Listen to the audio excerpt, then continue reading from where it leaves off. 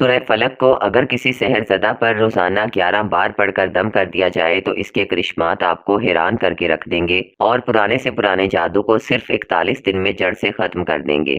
Number 2، اگر کسی بیمار پر پڑھ کر دم کی جائے تو شفا اس کا مقدر بنے گی۔ نمبر 3، اگر پڑھائی میں کسی بچے کا دماغ تیز کرنے کے لیے تلاوت کرنی ہو تو آپ 5 مرتبہ تلاوت کر کے بچے پر دم کریں گے۔ نمبر 4، بند کاروبار کو کھولنا ہو تو سورہ فلق کا نقش کسی ایسے کامل روحانی ماہر سے اپنے نام منسوب کروا کے اپنے آفس یا فیکٹری وغیرہ میں لگانے سے گاہکوں کا رش کبھی ختم نہیں ہوگا۔ نمبر 5، کالے جادو، نظر بد اور جنات کی کچھ ٹائپس ایسی ہیں جن میں سورہ فلق کی تلاوت سورہ فلق کے تعویذ پر کی جائے تو وہ چیزیں ہمیشہ کے لیے وہاں سے چلی جاتی ہیں اور کبھی واپس نہیں آتی۔